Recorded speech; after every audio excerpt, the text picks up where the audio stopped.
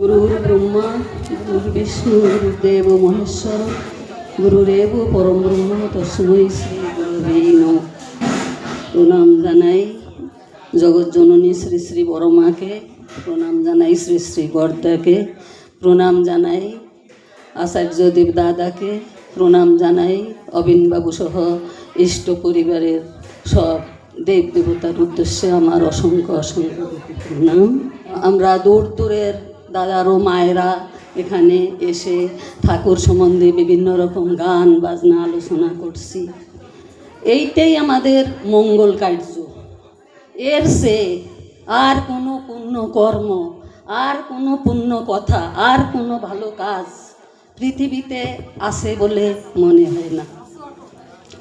আজ আমরা এখানে উপস্থিত ঋত্বিক দেবতা, অদর্য যাজকবৃন্দ এবং পরম পিতার ভক্তি মায়েরা ও ঠাকুর ভক্ত দাদারা, যথাস্থানে আমার প্রণাম ও জয়গুরু। প্রত্যেককে আমি ধন্যবাদ জানাচ্ছি এই জন্যে যে সত্যি আমাদের জীবন সার্থক,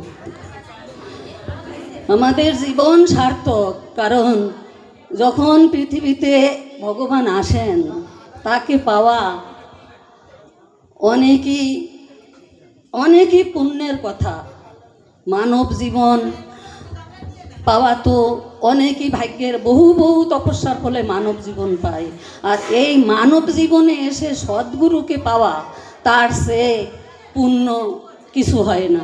তাই এখানে যে সমস্ত দাদারা ও মায়েরা আছি আমরা, যারা আমরা ঠাকুরের রাতুল চরণে আশ্রয় পেয়েছি, দয়া করে আমাদের আশ্রয় দিয়েছেন, আমরা সবাই ভাগ্যবান, পুণ্যবান। আমরা এমনি করে ঠাকুরের প্রতিটা উৎসব, ঠাকুরের প্রতিটা যেখানে যাই ঠাকুরকে নিয়ে হয়, আমরা সবাই সেখানে থাকতে চেষ্টা করব। আজ এই ঠাকুর এসে, বিংশ শতাব্দীতে ঠাকুর এসে পৃথিবীতে মানুষের বন্যা, পৃথিবীতে যেখানে যাব আমরা, সেই হসপিটালে যাই, হাটে যাই, বাজারে যাই, ঘাটে যাই, মাঠে যাই, মানুষ আর মানুষ। সেই যুগে এসে ঠাকুর বললেন পৃথিবীতে মানুষ নেই, বললেন। ঠাকুর কান্না করলেন যে একটা মানুষ দেখা যায় না। তাই তিনি মানুষের জন্যে সৎসঙ্গ, ম্যান মেকিং ফ্যাক্টরি তৈরি করলেন। সেইটা আবার কি? সেইটা আমরা যখন তাকে ধরব তখন সেটা আমরা বুঝতে পারব। গড ক্রিয়েট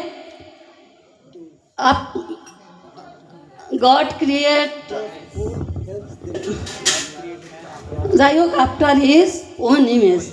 ঠাকুর ঠিক তার মতো করে, তার প্রতিমূর্তি করে আমাদের গঠন করেন। শুধু রূপে না, গুণেও। তার ভিতর যত গুণ আছে আমাদের ভিতরে, সবার ভিতরে সেই গুণগুলি আছে। সেইগুলি সুপ্ত রূপে আছে আমাদের ভিতরে। সেইগুলিকে জাগ্রত করতে গেলে তার সাথে যুক্ত হতে হবে, দীক্ষার মাধ্যমে যুক্ত হয়ে যখনই তার নীতি নিয়ম আমরা পালন করব, তখন আমাদের ভিতরে সেই গুণগুলি আমাদের ভিতরে জাগ্রত হবে। আর তখনই আমাদের মানব জীবনের উদ্দেশ্য ঈশ্বর প্রাপ্তি, এটা সার্থক হবে। ঠাকুর বললেন, তুমি যদি সৎ হও, তোমার দেখা দেখি হাজার হাজার মানুষ সৎ হয়ে পড়বে। আর যদি তুমি অসৎ হও, তবে তোমার সমবেদনা প্রকাশের কেউ থাকবে না। কারণ তুমি অসৎ হয়ে তোমার চারিদিক অসৎ করে ফেলেছ। তো আমাদের কি হইতে বলছেন? সৎ হতে বলছেন। আমরা তার সন্তান, তার থেকে এসছি, তার মতো হতে বলছেন। তো আমরা তার মতো হতে চেষ্টা করব। আর তার মতো হতে গেলেই প্রথম হইল দীক্ষা। দীক্ষা মানে আমাদের অন্ধকার থেকে আলোর পথ দেখায়, দক্ষতা বাড়িয়ে দেয়। যতক্ষণ আমরা দীক্ষা না নেব ততক্ষণ আমাদের ভিতরে মনুষ্যত্ব জাগ্রত হবে না। আমাদের ভিতরে আমরা কিছুই বুঝতে পারবো না। মানব জীবনের উদ্দেশ্য কী, মানব জীবনের কর্তব্য কী, দীক্ষা ছাড়া কিছু বুঝতে পারবো না। যেমন একটা ছেলে হোক, মা হোক, দাদা হোক, যাই হোক, যদি সে লেখাপড়া না জানে, তার কিন্তু এই পৃথিবীতে, এই যুগে ব্যর্থ জীবন, সে পৃথিবীর কিছু অনুভব করতে পারে না। তেমনি আমরা যদি দীক্ষা না নেই, দীক্ষা না নিয়ে যদি নাচি গাই যাই করি, যতই যা করি না কেন, আমাদের জীবনে সার্থকতা আসবে না। তাই ঠাকুর বললেন যে মানে দীক্ষার মাধ্যমে আমাদের আগে নিজেদের তৈরি করতে হবে। তুই যদি তোর চলার পথে চলতে নারিস পাকা, তোরে ধরে চলছে যারা তারাও চলবে ফাঁকা। আমাকে প্রথম তৈরি করতে হবে। আমি যে সংসারের মা, আমি আমার সন্তানকে শেখাবো, আমার ঘরের সবাইকে শেখাবো বা পাড়া প্রতিবেশী শেখাবো, তার জন্য আগে আমাকে শিখতে হবে। তাই ঠাকুর বললেন, তুমি তোমার নিজ পরিবারের, দেশের এবং দশের বর্তমান এবং ভবিষ্যতের জন্য দায়ী। এই যে আমার ঘরে আমার ছেলে মেয়ে হোক, আমার পাড়া প্রতিবেশী, তাদের যে আমি ঠাকুর বিতরণ করতে তাদের ভিতরে পারলাম না, এইটা আমার দুর্বলতা।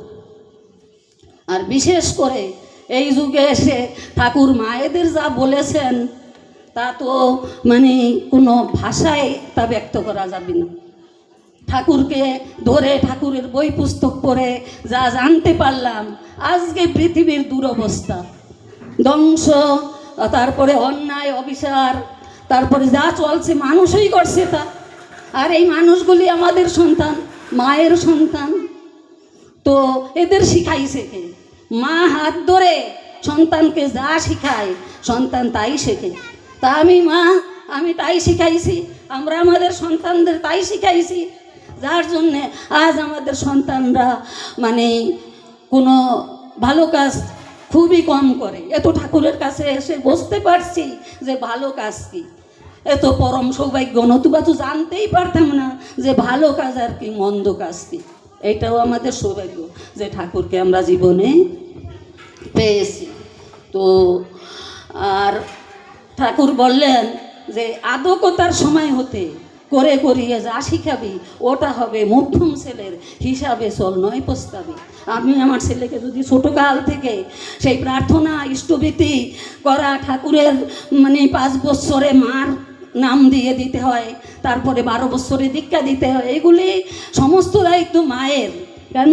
দাদারা তো মানে পয়সা আয়ের জন্যে বাইরে থাকে, ঘরের দিক খেয়াল করার তাদের সময়ও নেই। আর সন্তানরা মায়ের হাত ধরে আঁচল ধরে চলে, মা যেমনি তাই শেখে। তো আজকে সেই জন্য এই দুনিয়াটা আমাদের মাতৃ সমাজেরকে দায়ী করতে পারে যারা ঠাকুরকে চেনে। তাই ঠাকুর মায়েদের বলছেন, তুমি তোমার সন্তানকে এমন শিক্ষা দেবে, দেবতার মতো করে তৈরি করবে। কেমন করে দেবতা হবে? আমার সন্তান, আমাকে আগে ঠাকুরের দীক্ষা নিতে হবে, ঠাকুরের নীতিবিধি পালন করতে হবে।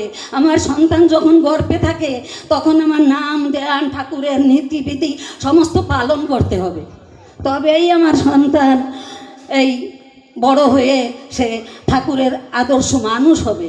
নতুবা তাকে যতই শিক্ষা দেই না কেন, ঠাকুর বলছেন 5 বছর থেকে 10 বছর পর্যন্ত সন্তানকে যাই শিখাবা সেইটাই কিন্তু তার সারা জীবনের পুঁজি হয়ে দাঁড়ায়। আর ঠাকুর এও বলছেন যে মাতৃ সংস্কার, পিতৃ সংস্কার যদি সন্তানের ভিতরে না থাকে তবে আমরা যতই দীক্ষা দেই না কেন ধরে রাখতে পারবে না।